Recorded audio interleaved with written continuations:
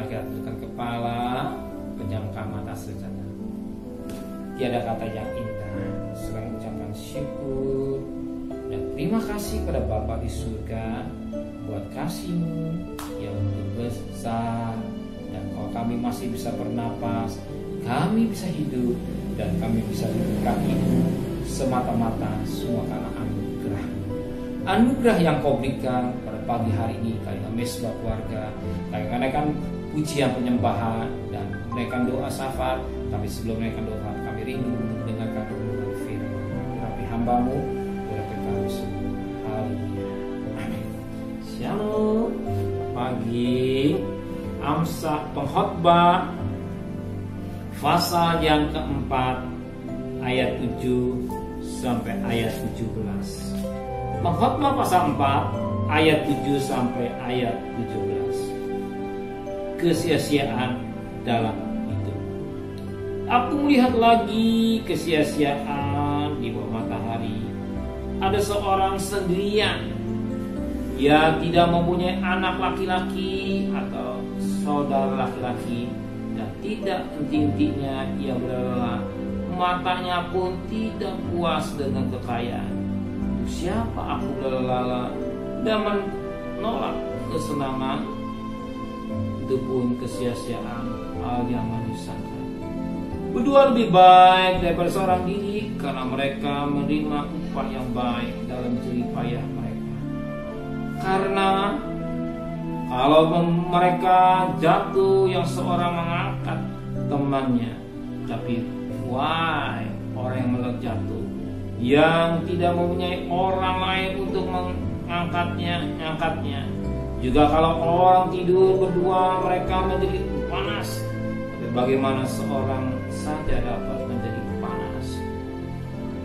Demi berapa seorang dapat dialahkan, dua orang akan dapat bertahan. Tali tiga lembar tak mudah diputuskan.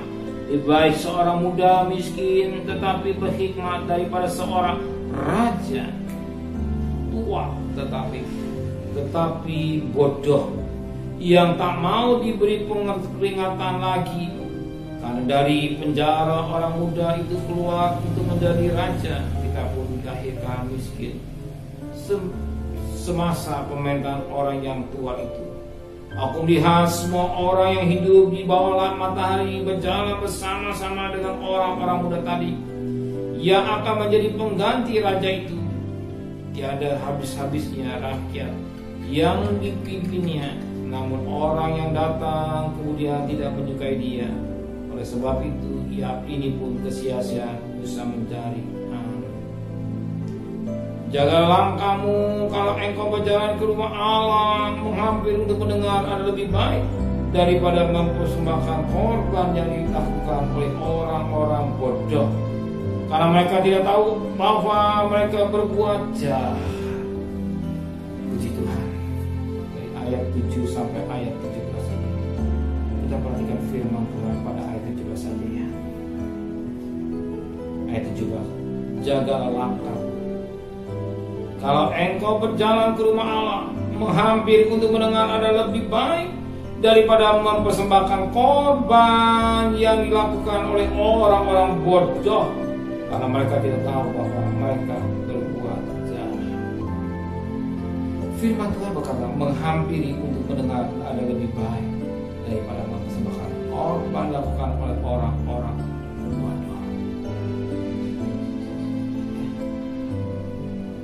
Tuhan senang kalau kita bisa mempersembahkan korban kepada Tuhan. Puji Tuhan, kita berkorban dalam pekerjaan Tuhan. Puji Tuhan, Tuhan senang. Persembahan itu dikatakan menjadi bau yang harum di hadapan Tuhan. Persembahan itu bau harum di hadapan Tuhan.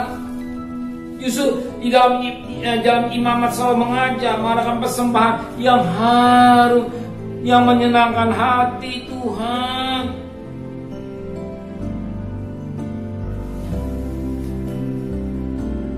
Dalam perjanjian mempersembahkan korban binatang yang tidak cacat dan celah, yang menyenangkan hati Tuhan. bisa mempersembahkan korban kepada Tuhan. Mungkin berupa uang, harta, baik. Mari kita berkorban, kita gunakan buat pekerjaan Tuhan, sebab dari Dia untuk Dia. Tapi satu perkara yang Tuhan mau, bukan korban yang utama, tapi dengar-dengar. Yang utama dengar-dengaran. Kenapa? Orang yang berkorban belum tentu dengar-dengaran, tetapi orang yang dengar-dengaran pasti suka berkorban. Perhatikan. Jadi orang yang dengar-dengaran pasti suka berkorban, tetapi orang yang korban belum tentu dengar-dengaran. Banyak kali kita tertipu, lihat korban orang itu banyak, tetapi apakah orang itu dengar-dengaran pada Tuhan? Belum tentu. Bisa saja korban dari korban yang tidak baik, korban yang cacat. Dia pergi gereja butuh duit, gereja pendeta duit, tapi korban itu korban cacat. Kenapa? Uangnya tidak, bukan dari berkat Tuhan. Uang tidak halal. Yang Tuhan mau korban yang tidak cacat, yang berkenan. Kalau kita persembahkan tidak cacat, pasti orang itu dengar-dengaran. Kalau orang suka dengar-dengar, pasti suka berkorban. Maka satu ketika Samuel menegur Saul, engkau berbuat bodoh. Ya, oke, kita temukan 1 Samuel 13 ayat 13. 1 Samuel pasal 13. Coba kita baca ayat 12 dulu. Ayat 12. Maka pikirku sebentar lagi orang Filistin akan menyerang aku di Gilgal, padahal aku belum memohon belas kasihan Tuhan. Sebab itu aku memberanikan diri lalu mempersembahkan korban bakaran. Kata Samuel pada Saul, perbuatanmu bodoh.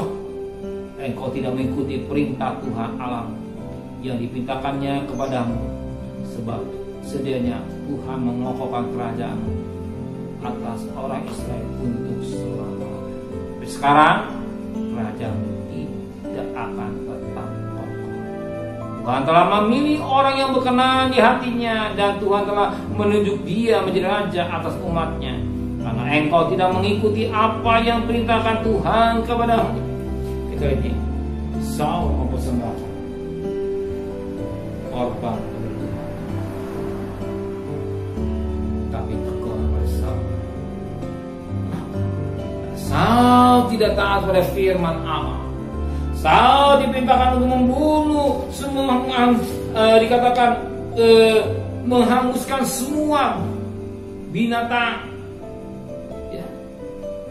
Tetapi ternyata tidak sesuai dengan apa yang maunya Tuhan.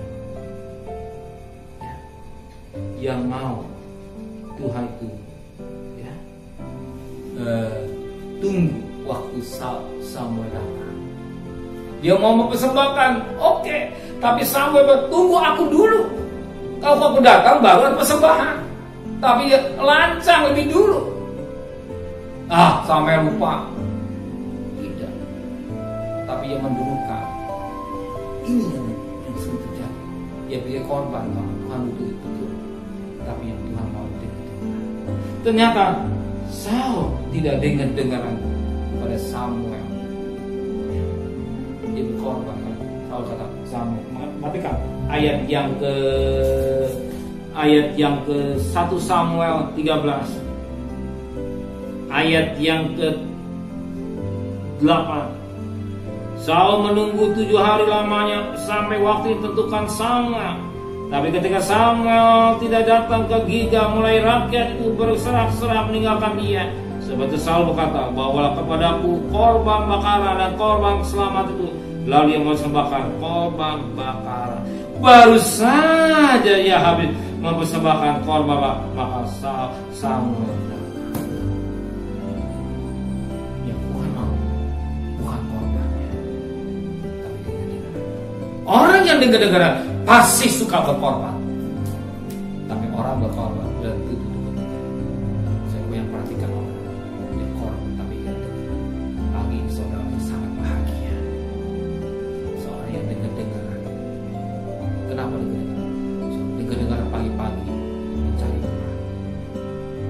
dengar-dengaran, mencari Tuhan, utamakan Tuhan dulu. Nanti soal dengar-dengaran. Cari duit dulu, duit buat korban, buat Tuhan butuh saya, butuh uang. Kita kejar uang, uangnya buat pekerjaan Tuhan, baik. Tapi Tuhan gak demikian. Cari Tuhan dulu, baru korban. Beda. Seorang yang sangat bahagia, seorang yang sangat diberkati Tuhan. Cari Tuhan, dengar kaki Tuhan. Utamakan Tuhan. Adakan mesbah keluarga, mesbah pribadi. Jangan cari uang dulu. Kalau punya Tuhan berikan akal budi, bagaimana ngatur waktu? Misalkan seperempat jam, 20 menit. Lebih awal bangunnya. Kita mesa, kalau kita mandi, kita berangkat kerja. Dengan tubuh yang sehat, hikmat yang dari Tuhan, damai sejahtera sudah ada itu saudara. Dan saya bangga, dan saya berterima kasih kepada Tuhan. Saudara, orang yang taat firman Tuhan, pasti saudara suka berkorban. Pasti. Kenapa?